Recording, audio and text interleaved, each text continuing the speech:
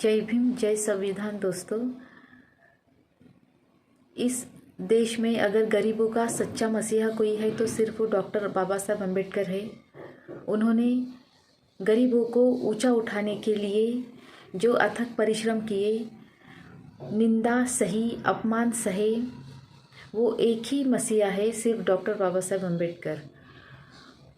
ये जो झोपड़पट्टी, राजनगर झोपड़पट्टी का मैं एक उदाहरण यहाँ पर देना चाहती हूँ और उस उदाहरण से मैं ये यहाँ पर बताना चाहती हूँ कि लोगों के भीतर जो झोपड़पट्टी में रहने वाले लोगों के बारे में अफवाहें रहती है वो कितनी गलत है। यहाँ के लोग सिर्फ पैसों से गरीब है, लेकिन उन्होंने अपना स्वाभिमान बेचा नहीं है। यहाँ के लोग अथक परिश्रम करके खुद बिना खाए पिए रहकर अपने बच्चों को पढ़ाए बिना नहीं रहते हैं, अपने बच्चों को कोई भी कमी नहीं रखते हैं। यहाँ के इस झोपड़पट्टी के बच्चे आज पढ़ लिख कर प्राइवेट जॉब कर रहे हैं, गवर्नमेंट जॉब कर रहे हैं, कुछ ना कुछ काम कर रहे हैं। यहाँ के लोग इतने स्वाभिमानी है कि उनको बिल्कुल भी पसंद नहीं है उनकी गरीबी अगर कोई दूसरों के सामने लाने की कोशिश करता है तो। उनको ये बात बिल्कुल भी पसंद नहीं है कि कोई यहाँ पर आता है संक्रांति के वक्त और बच्चों को पतंग देता है, फ़ोटो खींचता है और उसकी वीडियो बना के बताता है कि हमने बच्चों को, यहाँ के लोगों को दान दिया। लेकिन ये बात भी समझ में नहीं आती है कि दान दिया तो क्या दिया, पतंग। अगर दान देना ही है तो कोई ज़रूरत नहीं है उस बात को फेमस करने की, ऐसा यहाँ के लोगों का कहना है। और वो बिल्कुल भी पसंद नहीं करते हैं उनका इंटरव्यू देना, क्योंकि उनका कहना है कि इंटरव्यू देकर भी उनकी गरीबी नहीं हटने वाली है, उसके लिए उनको सिर्फ और सिर्फ काम ही करना पड़ेगा। बस पैसा नहीं है तो उनका अपना कोई घर नहीं है, उनकी अपनी कोई ज़मीन नहीं है, बस इतना ही है। लेकिन जैसे कि वो बहुत बुरे लोग हैं, इस तरीके से जब कॉरपोरेशन का कोई लीडर या फिर कोई कॉरपोरेशन का कोई पॉलिटिशियन यहाँ से इस रास्ते से अगर गुज़रता है, उसकी कारें अगर गुज़रती है तो ये झोपड़पट्टी को पूरा पर्दा लगाकर बंद कर दिया जाता है। ये किस तरीके की बात है? ये हंसने लायक बात नहीं लगती है कि यहाँ पर भी इंसान ही रहते हैं, इस झोपड़पट्टी में इंसान ही रहते हैं।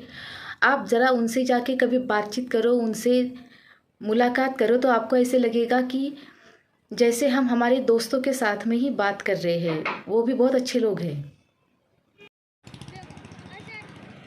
हमारे साथ समान रूप से रहे, हम स्वाभिमानी लोग हैं।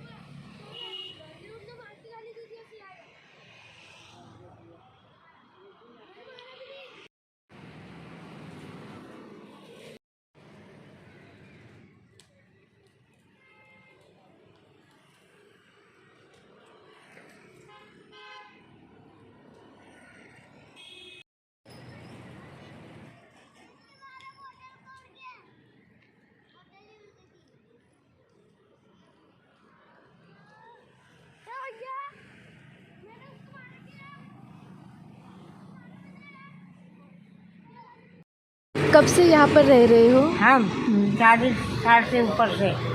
अच्छा, 40 के ऊपर से रह रहे बेटा। कई बूढ़े होके मर गए, बाल बच्चे हो गए, शादी ब्याह हो गए, बुजुर्ग इंसान नहीं रहा कोई। 40 साल के ऊपर हो गए। और यहाँ के बच्चे जो है यहाँ पर पढ़ाई करते हैं। हाँ, तो 10वीं तक है यहाँ पढ़ते पर ना, पढ़े हैं। अच्छा, 10वीं तक के पढ़े हैं बेटा, 10वीं 12वीं तक के पढ़े हैं। कौन से कॉलेज, मतलब यहाँ पर नज़दीकी कोई स्कूल वगैरह क्या? स्कूल है ना, गवर्नमेंट का। और ये मेरे बच्चे उधर जाते हैं पढ़ने। अच्छा, फिर मम्मी, कोई गोद नहीं जाते हैं। अच्छा, तो फिर इनका जो खर्चा है वो मम्मी पापा कैसे, मतलब करते बेचारे बंगले का काम करते, बर्तन भांडे करते और करते पूर्ति उनकी।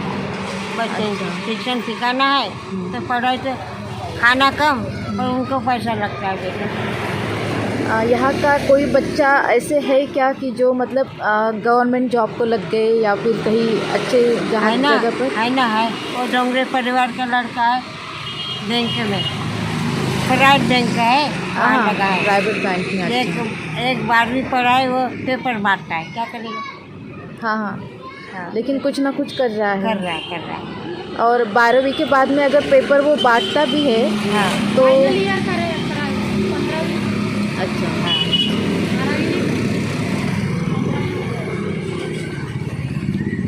तो वो एग्ज़ाम वगैरह देता होगा ना? अभी नहीं दी, पढ़ाई चालू है।